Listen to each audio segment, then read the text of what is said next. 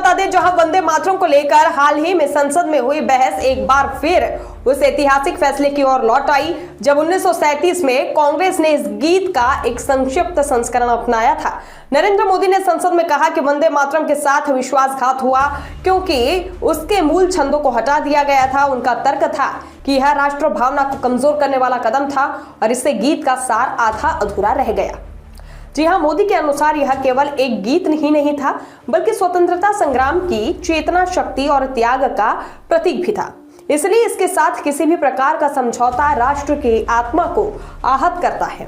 उन्होंने यह भी कहा कि कांग्रेस ने यह फैसला मुस्लिम लीग को शांत करने और सांप्रदायिक तनाव से बचने की सोच में लिया, जबकि ऐसा करना भारत की सांस्कृतिक विरासत की अनदेखी था। दूसरी ओर उस समय का ऐतिहासिक संदर्भ बताता है कि कुछ मुस्लिम संगठन देवी संबंधी छंदों को धार्मिक रूप से अस्वीकार करते थे। इसलिए पंडित नेहरू सहित कई शीर्ष नेताओं ने माना कि किसी भी राष्ट्रीय गीत में ऐसे तत्व नहीं होने चाहिए जिन्हें समाज का कोई हिस्सा असहज महसूस करे। और इसी दृष्टिकोण से उन्होंने गीत के शुरुआती 2 छंद अपनाए जो अपेक्षाकृत धार्मिक प्रतीकों से मुक्त थे। कांग्रेस का विचार था कि राष्ट्रगीत सभी नागरिकों के लिए सहज होना चाहिए और यदि कुछ पंक्तियां सामाजिक तनाव बढ़ा सकती है तो उन्हें हटाना व्यावहारिक निर्णय है। यही निर्णय बाद में कांग्रेस ने वंदे मातरम के टुकड़े कर दिए जैसे आरोपों में बदल गया। यह बहस आज इसलिए और तेज महसूस होती है क्योंकि भारत की राजनीति अब सांस्कृतिक प्रतीकों को नए अर्थों में पुनर्परिभाषित कर रही है। एक पक्ष इसे राष्ट्र गौरव का मुद्दा मानता है तो दूसरा पक्ष इसे विविधता और समरसता के संतुलन का प्रश्न बताता है। असलियत यह है कि वंदे मातरम के दोनों रूप पूरा और संक्षिप्त भारत की ऐतिहासिक यात्रा का ही हिस्सा है और एक ओर तो मूल कविता बंकिम चंद्र की साहित्यिक और आध्यात्मिक रचना है, वहीं दूसरी ओर उसका अपनाया गया संस्करण स्वतंत्र भारत की राजनीतिक सहमति का परिणाम है। सेव द क्वीन, इसको भारत में घर घर पहुंचाने का एक षड्यंत्र चल रहा था। ऐसे समय बंकिम दा ने चुनौती दी और ईंट का जवाब पत्थर से दिया और उसमें से वंदे मातरम का जन्म हुआ।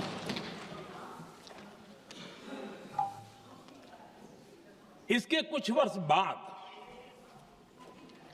1882 में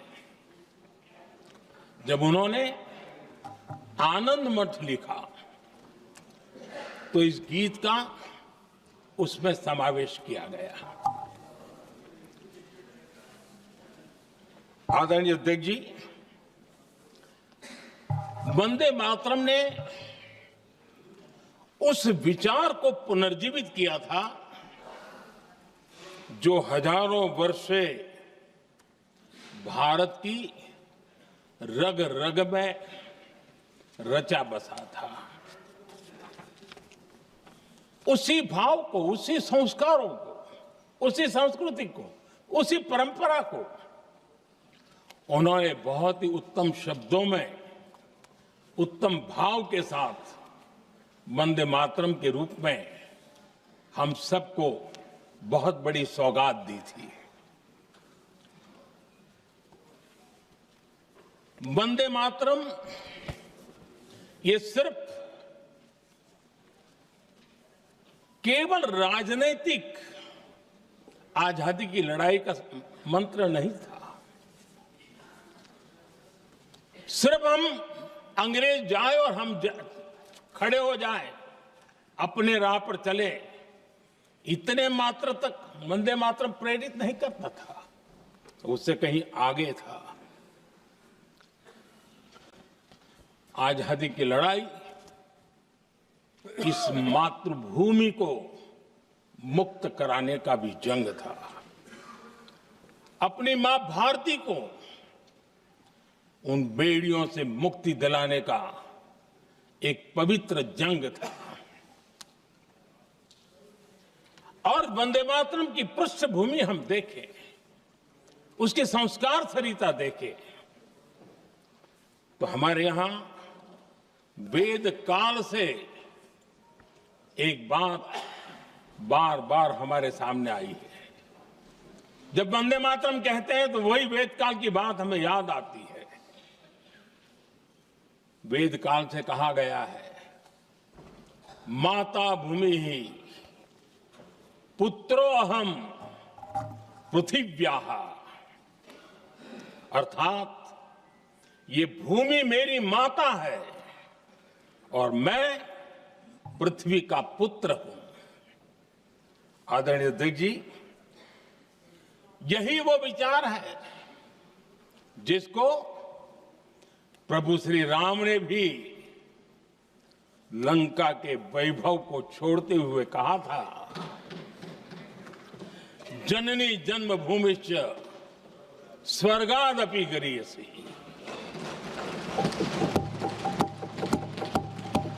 वंदे मातरम यही महान सांस्कृतिक परंपरा का एक आधुनिक अवतार है। आदरणीय अध्यक्ष जी, बंकिम दा ने जब वंदे मातरम की रचना की तो स्वाभाविक ही वो स्वतंत्रता आंदोलन का स्वर बन गया।